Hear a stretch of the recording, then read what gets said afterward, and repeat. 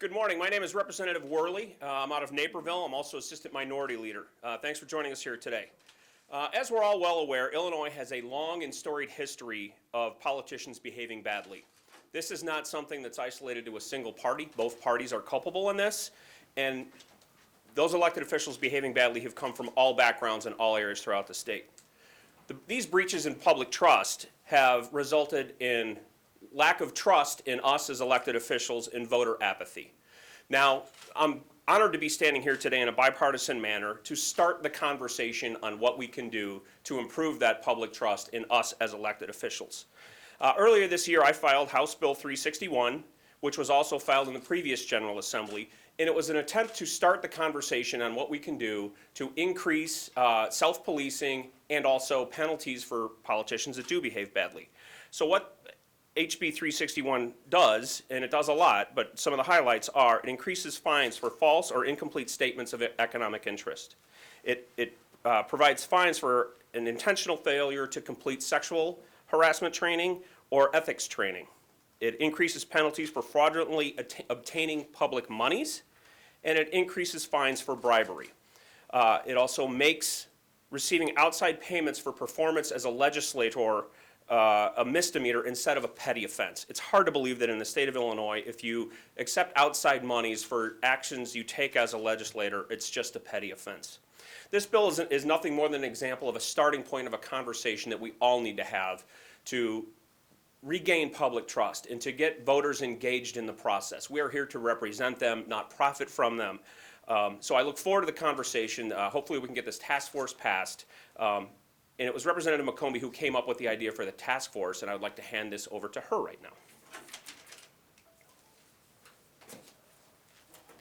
Good morning, everyone. My name is I'm State Representative Tony McCombie, and I'm here to discuss House Joint Resolution 87, an ethics reform task force that is going to address the ongoing criminal and ethical investigations plaguing our great state. We are all aware of Illinois' unfortunate history of Republican and Democrats public officials going to prison under investigation for corruption and self-dealing and other scandals, putting themselves before the families that we are sworn to serve. As a fairly new member in the House of Representatives, it appears that lawmakers seem satisfied with skirting around the issues, even as bad actors and lax policies enable lawmakers to enrich themselves at the expense of the public. There are too many lapses to ignore. Structural deficiencies require the General Assembly to act now and together on behalf of those we serve. There have been bills and will be more bills filed, but we must look at all of them collectively and pass real, substantial reform.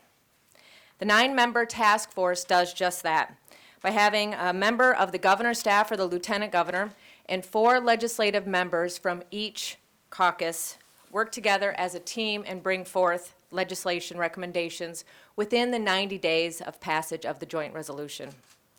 We have task forces in the General Assembly to study issues and recommend positive changes. To not move this resolution forward is to embrace the status quo. We must begin the process of restoring the public's trust by passing this resolution and getting to work. I call upon my colleagues in the General Assembly and Governor Pritzker to join us today, prioritize true reform, and do so before the end of the veto session. I'm happy to introduce Chief Co-Sponsor Representative West. Thank you so much. My name is State Representative Maurice West. I'm from Rockford, Illinois. And as you can see, I'm a Democrat, and I'm standing here with my Republican colleagues because this issue should not be a partisan issue. Matter of fact, it should not even be a bipartisan issue. This should be a moral issue that we are facing right now. Politicians, not just on the state level, but even down to the local level, should be operating in a certain level of integrity that the voters can trust us, and that they can understand and give us the benefit of the doubt that we are working on their behalf.